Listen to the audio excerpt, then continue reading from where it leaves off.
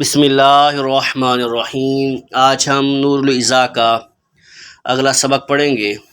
فصل عشرۃ اشیاء لا یغتسل منہا، 10 چیزوں کے بارے میں فصل جن سے غسل فرض نہیں ہوتا۔ ایسی 10 چیزوں کے بارے میں فصل جن سے غسل فرض نہیں ہوتا، یعنی ایسی 10 چیزیں ہیں جن سے غسل فرض نہیں ہوتا۔ 10 چیزیں ایسی ہیں جن سے غسل فرض نہیں ہوتا، ان کا اس فصل میں بیان کیا جا رہا ہے۔ مذی، مذی سے غسل فرض نہیں ہوتا۔ مذی سے غسل فرض نہیں ہوتا۔ مذی کیا ہوتی ہے؟ مذی اس پتلی قسم کی رطوبت کو کہا جاتا ہے، یعنی پتلے قسم کے سفید پانی کو کہا جاتا ہے جو شہوت کے وقت خارج ہوتی ہے۔ شہوت کے ساتھ نہیں بلکہ شہوت کے وقت خارج ہوتی ہے۔ شہوت کے ساتھ کی بات نہیں ہو رہی بلکہ شہوت کے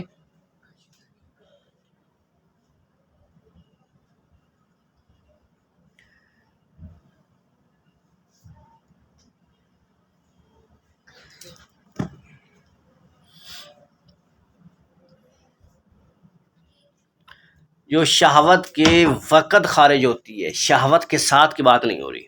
مذی اس پتلی قسم کی رطوبت کو کہا جاتا ہے جو شہوت کے وقت خارج ہوتی ہے، اس کی رنگت سفید ہوتی ہے۔ اس میں اور منی میں فرق یہ ہوتا ہے کہ مذی کے خروج کے وقت کوئی لذت، کوئی شہوت حاصل نہیں ہوتی، جبکہ منی میں حاصل ہوتی ہے۔ منی کا خروج قوت کے ساتھ اور چست کے ساتھ ہوتا ہے، یعنی زور سے جو اس کا ہوتا ہے، اور اس کے خروج کے بعد، منی کے خروج کے بعد انتشار جو ہے وہ ختم ہو جاتا ہے۔ ٹھیک ہے، طبیعت میں جو بے چینی ہے وہ ختم ہو جاتی ہے، جبکہ مذی میں ایسا نہیں ہوتا۔ مذی میں تو بعض اوقات اس کے خارج ہونے کا ہی پتہ نہیں چلتا۔ ٹھیک ہے، بعض اوقات وزن اٹھانے سے بھی وہ خارج ہو جاتی ہے۔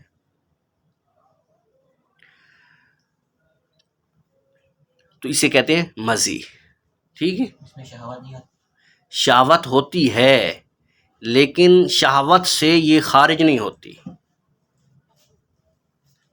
مثال کے طور پر آپ نے اللہ نہ کرے ایسی کوئی چیز دیکھ لی تو آپ کے طبیعت کے اندر جوش آ گیا، شہوت آ گئی،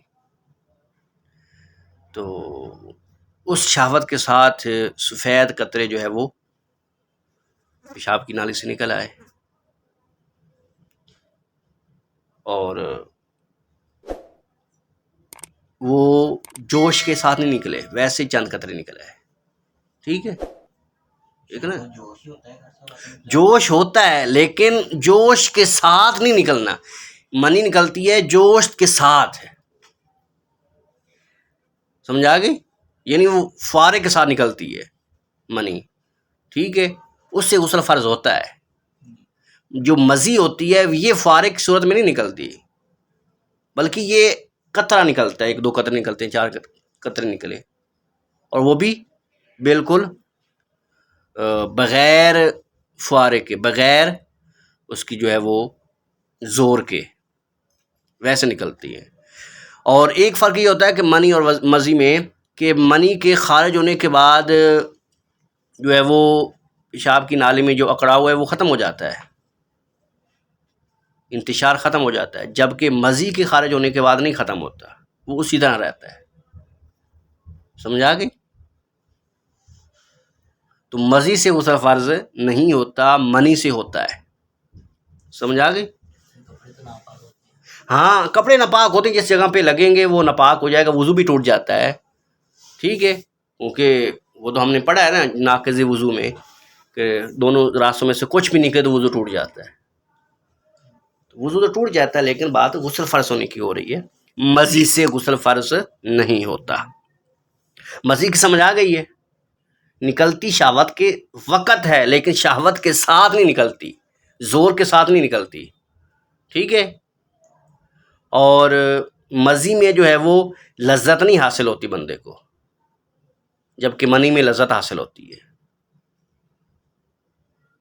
منی کے خارج ہونے کے بعد انتشار ختم ہو جاتا ہے، ٹھیک ہے، جبکہ مزی کے خارج ہونے سے انتشار ختم نہیں ہوتا،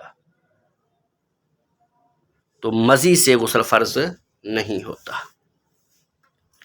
نمبر 2، ودی یون، اور ودی سے بھی غسل فرض نہیں ہوتا۔ ودی کس کو کہتے ہیں؟ ودی بھورے رنگ کی ہوتی ہے جو پیشاب کے بعد یا کبھی پیشاب سے پہلے خارج ہوتی ہے، اور یہ تھوڑا سا پیشاب سے گاڑھی ہوتی ہے، یعنی اس میں شہوت نہیں ہوتی بالکل، ٹھیک ہے، یہ ویسے ہی پیشاب کرنے کے بعد یا پیشاب سے پہلے ہی خارج ہوتی ہے ودی، اور یہ بھورے کلر کی ہوتی ہے، اس سے بھی غسل فرض نہیں ہوتا۔ اب امید ہے کہ آپ کو منی میں، مزی میں اور ودی میں فرق سمجھ میں آ گیا ہوگا۔ تو منی سے غسل فرض ہوتا ہے، مزی اور ودی سے غسل فرض نہیں ہوتا۔ وَإِحْتِلَامٌ، اور ایسے احتلام سے بھی غسل فرض نہیں ہوتا، بلا بالالین، جس میں تری نہ پائی گئی، ٹھیک ہے، ایسا احتلام جس میں تری نہ پائی گئی، مطلب یہ ہے کہ آپ اٹھے خواب سے اور آپ کو خواب یاد ہے لیکن کپڑوں پہ تری نہیں ہے، تو غسل فرض نہیں ہے۔ سمجھ آ گئی؟ اگر تری ہے، خواب نہ بھی یاد ہو، تو غسل فرض ہے۔ سمجھ آ گئی؟ کپڑوں پہ نشان ہو تری کا تو غسل فرض ہے، چاہے خواب نہ بھی یاد ہو، لیکن اگر کپڑوں پہ نشان نہیں ہے، تری وغیرہ نہیں ہے، خواب یاد بھی ہو تو غسل فرض نہیں ہے۔ وَإِحْتِلَامٌ بلا بالالین، ایسا احتلام جس میں تری نہ ہوئی، یعنی مراد یہ ہے کہ خواب دیکھا اور نتیجے میں جو ہے وہ تری نظر نہ آئی، کپڑوں پہ نشان نظر نہ آئے، تو اس سے فرض نہیں ہے۔ وَوِلَادَةٌ مِنْ غَيْرِ رُؤْيَةِ دَمٍ بَعْدَهَا، اور ایسی ولادت جس کی بعد خون نہ دیکھا گیا ہو، بچے کی ولادت ہوئی لیکن خون ولادت کے بعد نہ دیکھا گیا ہو، تو ایسی صورت میں بھی غسل فرض نہیں ہوگا، فی صحیح قول کے مطابق۔ ولادتون، اور ولادت میں، من غیر رؤیت دمین، جس میں خون نہ دیکھا گیا ہو، بعدہا، اس کے بعد، یعنی ولادت کے بعد، یعنی بچے کی ولادت کے بعد عموماً خون نکلتا ہے جسے نفاس کہتے ہیں، ٹھیک ہے، اس سے غسل فرض ہوتا ہے۔ لیکن اگر بچے کی ولادت ہوئی لیکن اس کے بعد خون نہ آیا، ٹھیک ہے، بالکل بھی، تو غسل فرض نہیں ہے، فی صحیح قول کے مطابق، یعنی اس میں اختلاف ہے صاحبین اور امام اعظم کا۔ صاحبین تو فرماتے ہیں کہ غسل فرض نہیں ہوگا، یعنی صاحبین سے مراد ہے امام ابو یوسف اور امام محمد، یہ فرماتے ہیں کہ غسل فرض نہیں ہوگا، جبکہ امام اعظم ابو حنیفہ کا فرمان یہ ہے کہ آپ فرماتے ہیں کہ غسل واجب ہوگا، کیونکہ کچھ نہ کچھ تو خون کا اثر ظاہر ہوگا، لہٰذا سے غسل فرض ہوگا۔ تو لیکن فی صحیح قول کے مطابق یہی ہے کہ غسل واجب نہیں ہوگا۔ وَإِيلَاجٌ بِخَرْقَةٍ مَانِعَةٍ مِنْ وُجُودِ اللَّذَّةِ، اور داخل کرنا، وَإِيلَاجٌ، اور داخل کرنا، یعنی کس کا؟ ذکر کا، داخل کرنا، بِخَرْقَةٍ، ایسے کپڑے میں لپیٹ کے، مانعۃ، جو مانع ہو، من وجود لذتی، لذت کے حصول سے، یعنی ذکر کو کپڑے میں لپیٹ کر داخل کرنا جس سے لذت حاصل نہ ہو، تو اس سے بھی غسل فرض نہیں ہوگا۔ ہم نے پیچھے پڑھا تھا کہ اگر صرف حشفہ بھی داخل کیا تو بھی غسل فرض ہو جائے گا، لیکن یہاں یہ ہے کہ اگر ایسے موٹے کپڑے سے لپیٹ کر ذکر داخل کیا جو لذت کے حصول میں مانع ہو، تو اس سے غسل فرض نہیں ہوتا۔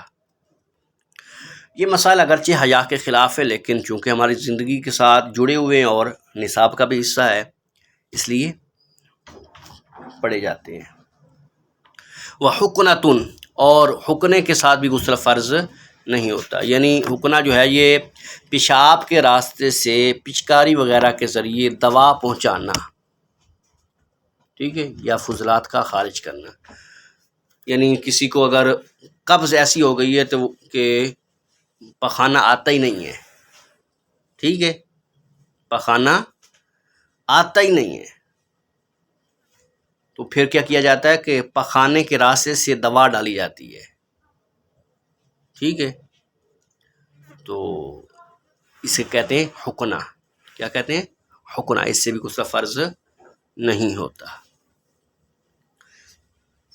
وَإِدْخَالُ إِصْبَعٍ، اور انگلی کا داخل کرنا، وَنَحْوِهِ، یا اس جیسے کسی اور چیز کا داخل کرنا، مِنْ أَحَدِ السَّبِيلَيْنِ، دونوں راستوں میں سے کسی ایک میں، تو اس سے بھی غسل فرض نہیں ہوتا۔ وَوَطْءُ بَهِيمَةٍ أَوْ مَيْتَةٍ مِنْ غَيْرِ إِنْزَالٍ، اور چوپائے کے ساتھ یا مردہ کے ساتھ کسی بدبخت نے وطی کی، انزال نہ ہوا تو اس سے بھی غسل فرض نہیں ہوگا۔